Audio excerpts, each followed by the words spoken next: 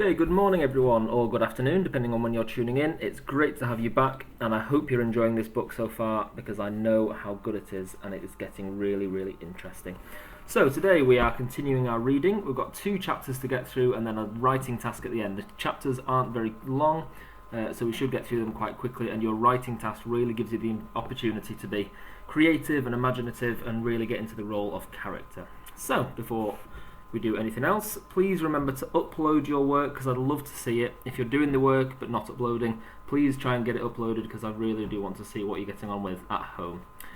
Okay, so we're on chapter 10, which is called Snatch. As always, I will read a page, and then you pause the video and read the next page, and so on and so on and so on. I'll usually read the last sentence of the bit that you're supposed to have read, so that we can continue on and it flows quite nicely. Okay, so Chapter 10, Snatch. I don't know what time it is or what woke me. It's dark, and I can now hear Mum and Lem breathing steadily beside me. I hear feet moving on the gravel outside, then a knock on the door. Silence. Then loud hammering at the door. Lem cries out, and Mum picks her up and moves to the back of the room. "Who is it?" she calls calmly, while motioning to me to keep quiet. "Where is your son?" replies the voice. "He's in hospital," Mum answers. "Which hospital?" the voice asks. She pauses. There's the sound of something heavy hitting the door, which moves in its frame. Lem screams. Another bang, and the door swings open, smashing against the wall. 2 soldiers in pale green uniform enter, standing still for a heartbeat while their eyes adjust to the gloom. Okay, so if you pause the video here and you read this bit to yourself.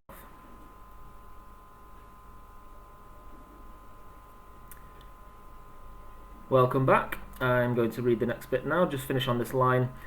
Maybe 1 minute later, maybe 10 minutes later, the second soldier comes back inside. "Your friend next door has packed a bag too," he says, then goes outside and talks on the phone some more. "Say goodbye to your family," says the remaining soldier. "I'll see you soon," I say, hugging Mum and my sister. "Remember to learn about horses for me, Lem." Outside is an old truck. In the back of the truck is Bini. His mother is in the doorway of the house. I can see that she is crying. My mother stays in the house with Lem. Without my bag, without anything, I climb up the footboard and into the back of the truck. Apart from some metal bars, the sides of the truck are open. The cold night air filters in, and as the truck revs and pulls away, I watch as my home slides past beneath the bars and disappears into the darkness behind. I sit behind Bini straight away. The soldier yanks me up by the arm and pushes me over to the opposite side of the truck. "Do you have anything?" Bini starts to speak. "Shut up," the soldier says. "No talking." Okay, and if you pause the video here and you read this little section.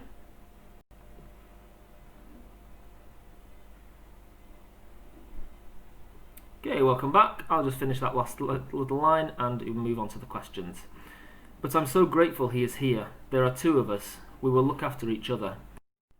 Okay, so the questions about chapter 10. As always, we usually have 2 retrieval and 2 inference questions. So your retrieval questions.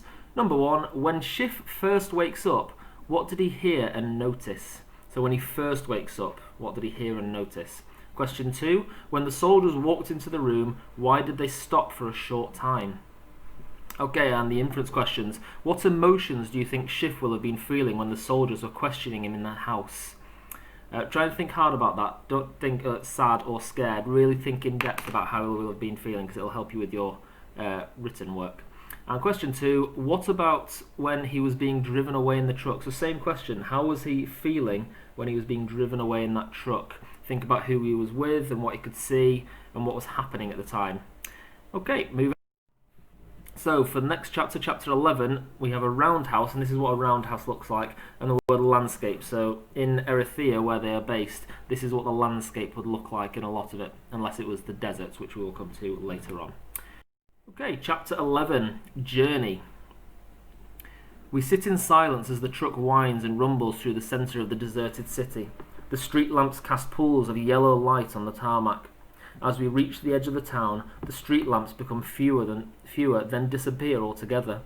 A new darkness descends, with smells of the dirt in the fields and the goats and the sheep. The buildings are no longer square and smooth, but scattered around with straw roofs. I desperately want to talk to Bini, just to see if my voice still works, to see if I'm still me. Bini gets there first, of course. "How was the test?" he asks quietly. "No talking," one of the soldiers snaps.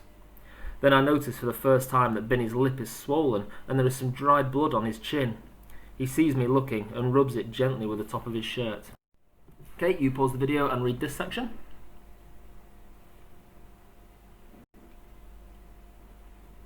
And welcome back. I shall just read this last sentence.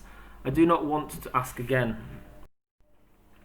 And that is the end of that chapter. An interesting chapter, a bit of a scary one. So your activity today, independent writing. This is your opportunity to really get into the character of Shif and think about his emotions, his feelings, how he will be speaking. So your task is going to be to write a diary entry from the viewpoint of Shif at this point in the story, so where he's got to at this point right now.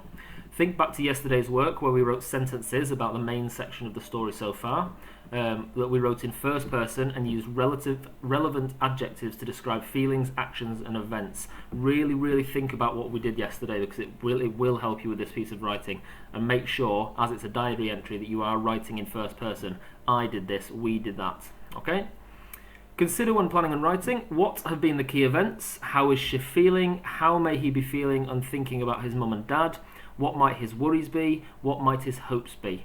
So this diary entry can be as long as you like it or as short as you like it. Obviously we're at an age now where we should be writing good amounts of work, but please think about it being concise, think about it being detailed, and really think about his emotions, because that will really help to portray the character's feelings and help the reader, should I say, to get on board and relate to the character.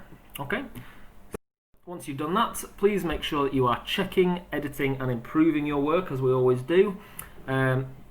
If you can, share it with somebody at home or a partner if you're in the classroom. Check and edit and improve your entry. Make sure you have used language effectively to make the reader care about Shif's situation and to understand his point of view. As always, thank you very much for joining in, and please upload your work, because I would love to see it. You're all wonderful writers and I would love to see all the great stuff you are doing. Thanks again. See you soon. Bye bye.